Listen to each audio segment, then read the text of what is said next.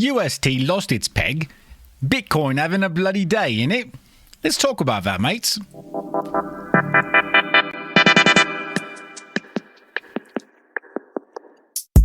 And welcome back to the channel.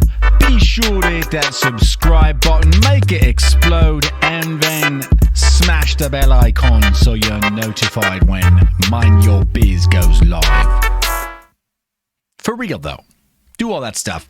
Guys, welcome back. You're watching Mind Your Biz. My name is Seth. Let's talk a little bit about all this stuff. Is trust broken with UST's lost peg? Has Bitcoin actually given us the blood in the streets that we metaphorically all are so thirsty for? Let's take a look first at the Fear and Greed Index.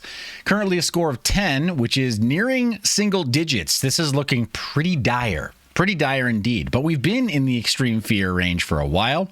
We lost neutrality well over a month ago. We've been looking at that for some time. We were expecting for this to kind of dip further.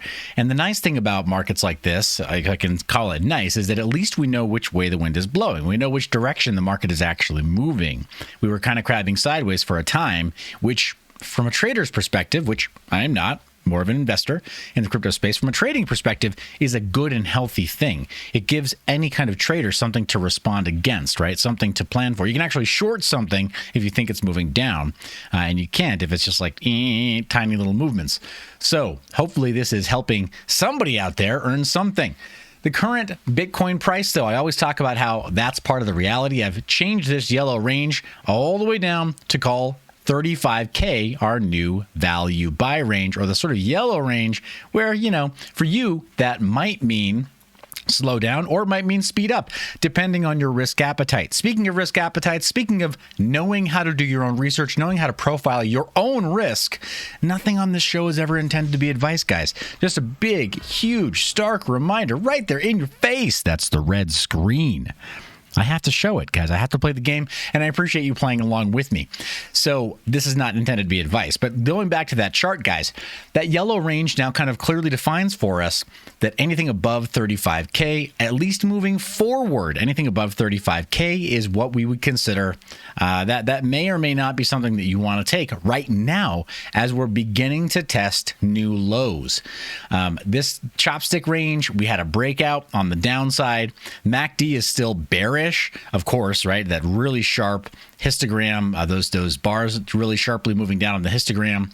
But looking into today's charts, last couple of days' charts, we've had several red candle days, but none to match, 5 days ago and then yesterday.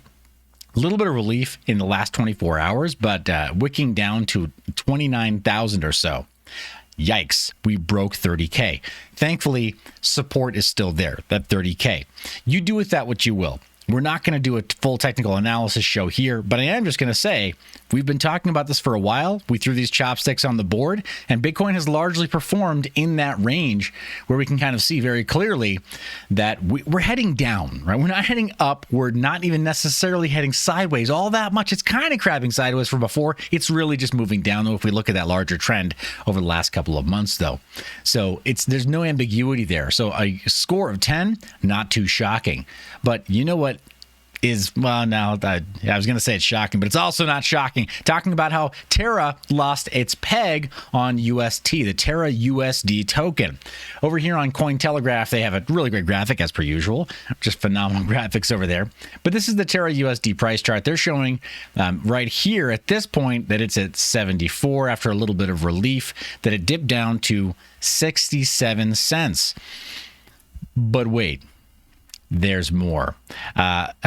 Mean Hash over on Twitter took this screenshot of TradingView in a shorter time frame, showing that actually it wicked down to 61 cents. So somebody out there snatched up a stable coin at 61 cents and was able to flip it for 67 cents. Make from that what you will. Crypto is a crazy thing. It's not like the US dollar where we just pretend in our minds that it's worth something. It has to actually have, at least on chain, it needs to be able to speak to an oracle or receive its price from some other place that then asserts to us that it's maintained its value somehow. The US dollar, I know Forex markets do this to some extent. Somebody's going to be like, oh, but Seth, you don't understand. Forex markets have always been doing this between various different world currencies. Okay, yeah, cool. Got it. Yeah, I'm not a Forex trader, so I'm not going to pretend to be. But the point is that we generally operate under the assumption that €1 equals €1, $1 equals $1, et cetera, et cetera. And then in our local economies, we start to see what the consumer price index does over time. But it's never like this, right? A flash crash down to $1 being equal to 61 cents. We just don't see this. Not day to day, not as retail participants in typical markets, right? Where we go to the store or whatever to get basic necessities. We just don't see it. We don't feel it at the point of sale, is what I'm saying. Not quite the same way. But the point is that it did dip. It dipped very hard. And the question is, of course, oh, sorry, wrong button there. Why? Why did it do that? Why did we see the UST stablecoin dip so hard? Well, a couple of things happened. A couple of factors took place. The UST broke down. Of course, this means that forever the trust is broken because there are a couple of projects that are backed by UST, such as Magical Internet Money. The ticker symbol MIM has been backed by UST. So it's there are going to be some knock-on effects here, some trickle-down effects. But in the meantime, UST lost its peg because the rest of the market started to dip. And there was a strong correlation between that and this event. Let's jump back to our Bitcoin chart and just take a look. When we see these red candle days, so many strong one after the other, well, it begs the question, what other assets are going to follow because they're highly correlated to Bitcoin? Well, Terra was one of them. And Terra is where a lot of the algorithmic backing for the UST stablecoin, or Terra USD, where it comes from. Stands to reason, right? Bitcoin doesn't back all of the UST supply. In fact, Bitcoin hardly backs any of it. And this is a more recent initiative taken on by Do Kwon and the Terra team. They created a new fund called the LFG fund. I don't even remember what the fund stands for. Just funny because it's like LFG. Let's effing go. And they started to buy up Bitcoin there. Did they buy up Bitcoin on chain? Can you redeem UST for some of its Bitcoin backing? No, you can't. It's not actually algorithmically tied to the Bitcoin, and it wasn't at that point. But the fact that the market knows that there's a tie there, the fact that they were very open about like, hey, we're going to purchase this treasury here because we want this to become our backing for the UST stablecoin. Well, it's out there. And so as Bitcoin prices dipped and as Terra prices dipped, the algorithmic backing for UST dropped and the notional backing for UST dropped, right? That is to say, just the store of value that we all believed was there, whether or not you could actually see it in an algorithm and that could then be invoked through a smart contract for redemption. And unfortunately, as it is right now, even on chain, you can't trade one UST for a full dollar's worth of Terra. Their smart contracts are not releasing it. So the whole system has broken down. Soup to nuts. The Bitcoin backing, the Terra backing, and the on-chain redemption. So UST is broken, and by extension, the public trust. Can Terra recover from this? I don't know. But you tell me what you think about that in the comments. Will you trust Terra moving forward? Do you think there's redemption for the UST as a potential algorithmic stablecoin in the future? Would you ever use it again? Are you exposed very heavily to it right now? Have you experienced some loss? I don't mean to speak lightly about this stuff, guys, because I realize I know some people very personally, based on marketing work that I do within the IBC ecosystem, some people who are really hurting right now. So I don't mean to make light of this, but dang, some days all you can do is laugh to keep from crying, right? So let me know what you're thinking right now. Are you laughing a lot? Are you crying a lot? How do you feel? Will you trust these guys again moving forward? Bitcoin, of course, having that extra bloody time. The question is there more pain ahead? Do we have support here at this $30,000 line?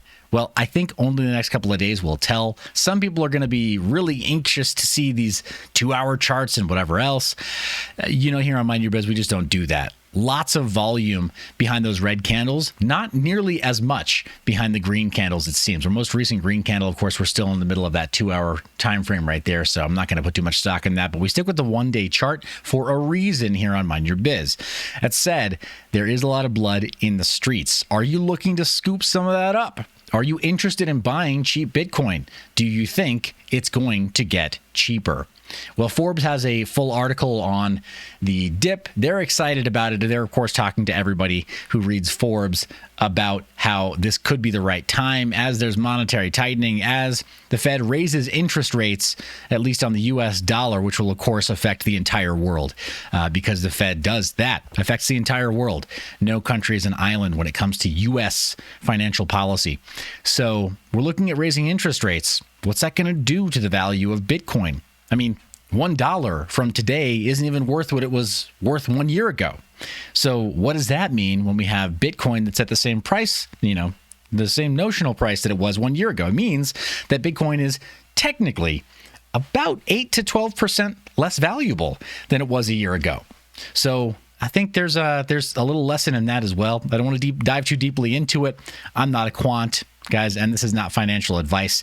But I did want to talk to you about this. Today's kind of a rough day, but this is the major news. Let me know how you're affected by that. Let me know what your plans are with Bitcoin. Of course, let me know also what you'd like to see next on the channel.